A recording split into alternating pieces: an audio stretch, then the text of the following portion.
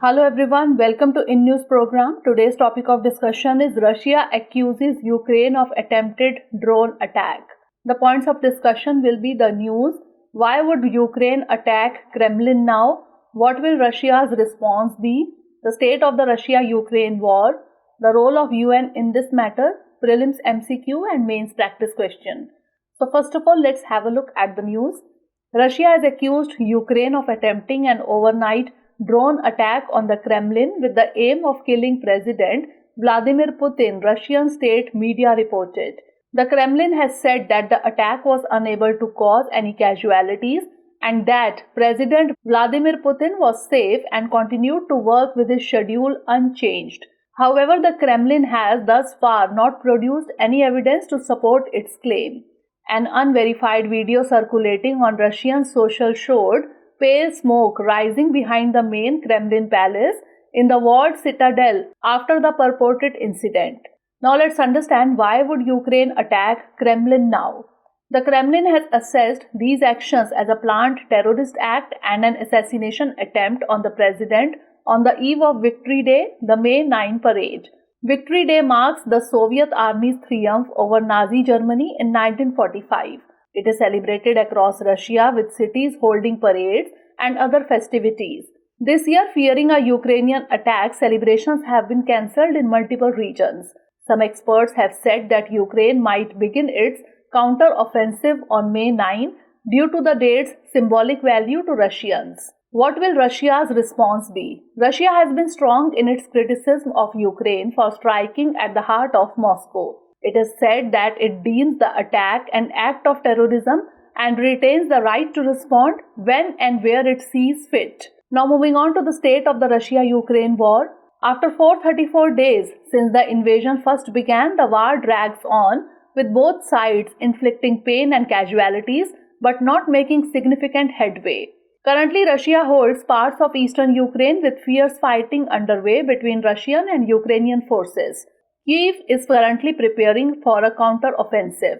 Front lines are abuzz with vehicle movement and artillery strikes with regular explosions hitting vital Russian targets in occupied areas. Moscow, on the other hand, is preparing for Ukraine's inevitable push, with a vast network of trenches and defensive positions dotting the Russian front line. Now let's understand about the role of UN in this matter. The war in Ukraine has brought into sharp focus the role of the United Nations and raised a series of questions about what the organization is doing in country to respond the actions of the Security Council. A range of United Nations entities are in Ukraine with more than 1,200 national and international UN personnel present in the country. The World Food Programme, the world's largest humanitarian agency, has reached over 9.6 million people inside Ukraine since the war began. The UN Children's Fund, that is UNICEF, which is staffing and operating warehouses in Ukraine, since February 24, 3,890,177 people in Ukraine have been able to access healthcare. The UN Population Fund, that is UNFPA, has created mobile teams offering medical personnel in material and sexual reproductive health, as it expected that 80,000 children would be born in Ukraine from March to May. The UN Refugee Agency or UNHCR, operating in Ukraine since 1994, has been delivering core relief items such as blankets, sleeping mats and emergency shelters and identifying people in need of particular assistance such as children traveling alone and people with disabilities. There has been recent progress in the General Assembly. 1. Liechtenstein just led a resolution that raises the cost of exercising a veto by requiring a permanent 5-member to justify their vote. In March, 141 countries voted for the full withdrawal of Russian forces, most citing Russia's violation of the UN Charter, which provided an irrefutable legal standard of aggression around which to rally international support. UN Secretary General has repeatedly urged the Security Council to end the war and recently travelled to Russia and Ukraine. The harsh reality is the Council is unlikely to do so.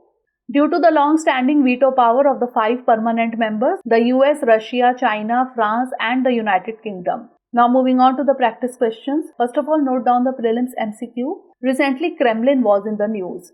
It is official residence of President House of Ukraine. official residence of President of Russia, Emperor House of Dubai, or Emperor House of Saudi Arabia? You can send the answer of this question in the comment section. Now moving on to the mains practice question. Critically examine the role of international community do to manage the Russia-Ukraine war. So that's all for today. Stay tuned for the next episode. Thanks for watching.